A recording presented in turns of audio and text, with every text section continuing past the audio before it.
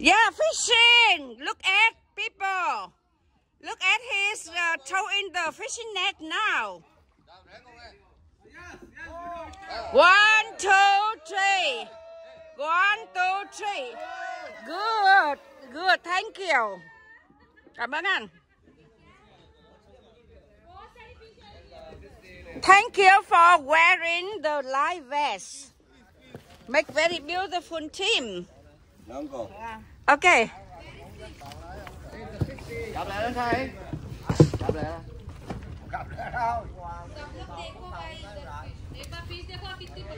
Look, look to see he catch any fish.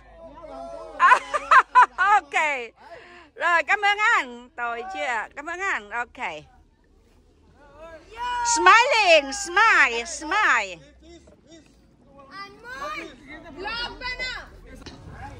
Hướng dẫn vừa đi trước nha. Không để. Hello. Hello. Hello. Hello. Hello, beautiful Indian. Hello, beautiful Indian. Hello. Hello. Hello, beautiful Indian. Welcome to Vietnam. Thank you for your visit to Vietnam. Thank you for your love to Vietnam. Beautiful Indian. Okay, sing. Okay, yeah, okay, yes.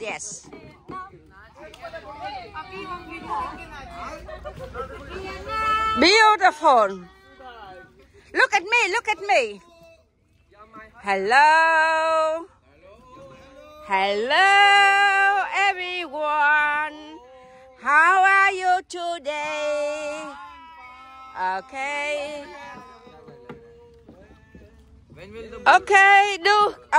Okay. Hello. Okay. You are on movie star. The best movie star in the world.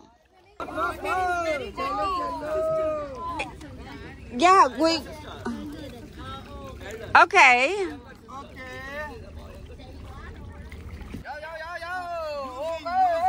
Okay, I sing the song.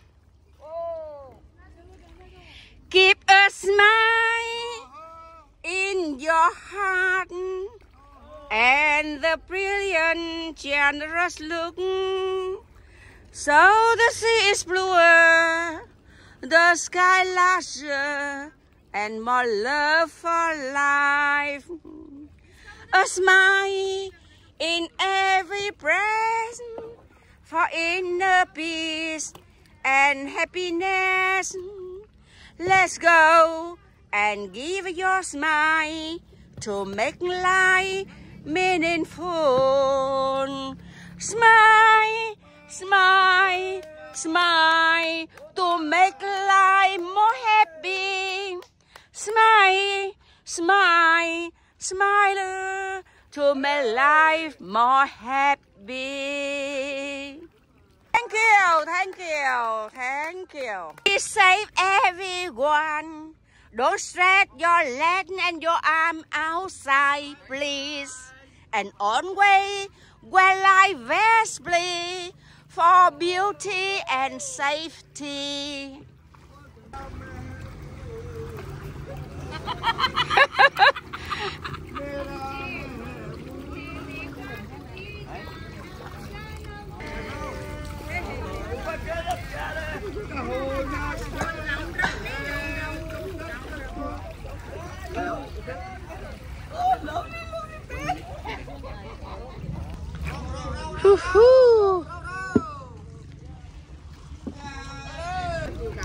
Ok.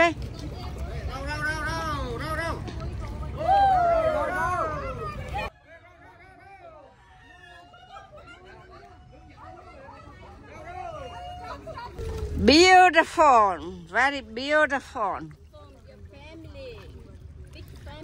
Yeah, very beautiful, big family, happy family.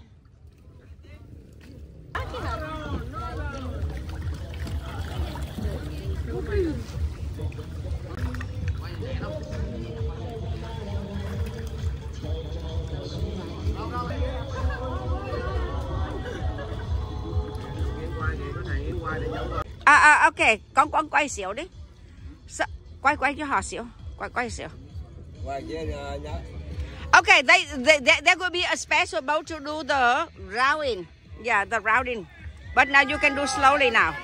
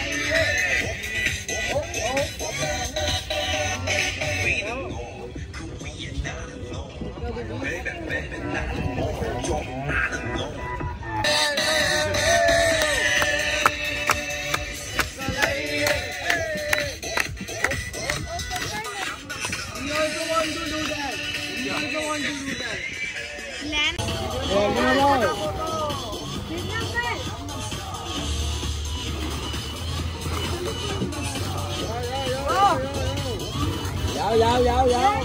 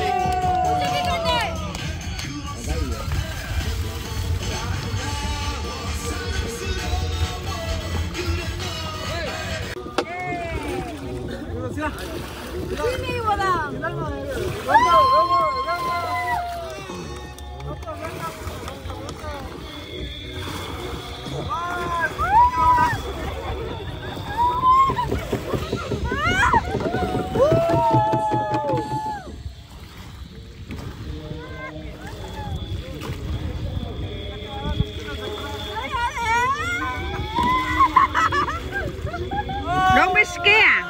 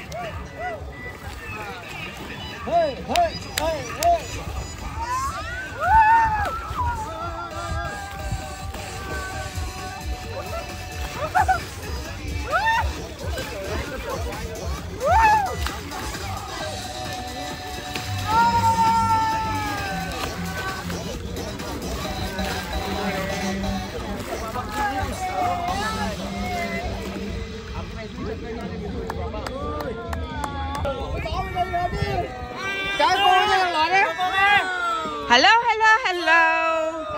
Hello, hello, hello.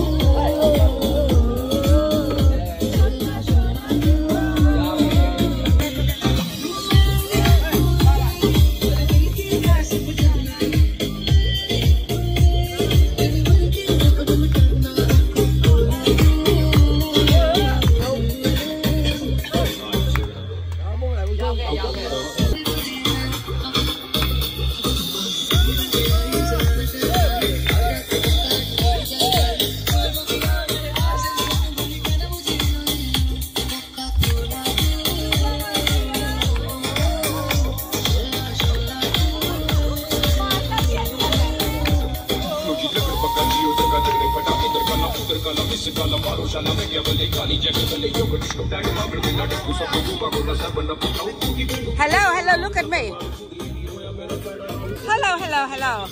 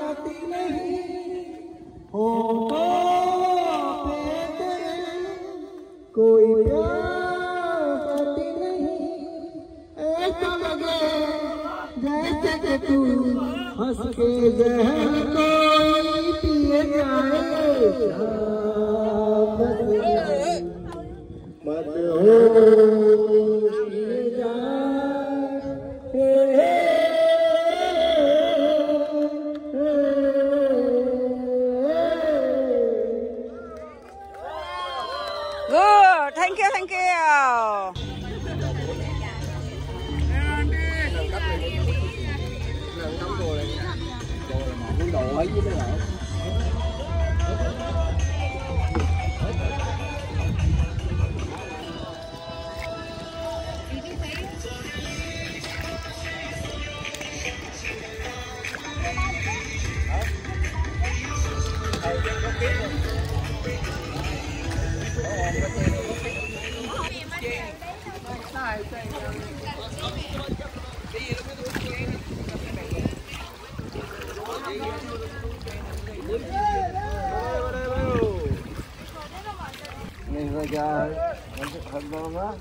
Khách Hàn Quốc. Welcome Welcome to Vietnam. Thank you for your visit to Vietnam. Yeah.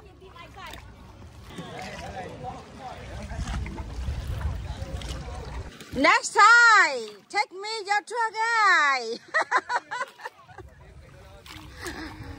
Okay. Visit me on my YouTube. Lang LANCSDK. Yes, LANCSDK. Visit me on my channel. Bông dừa.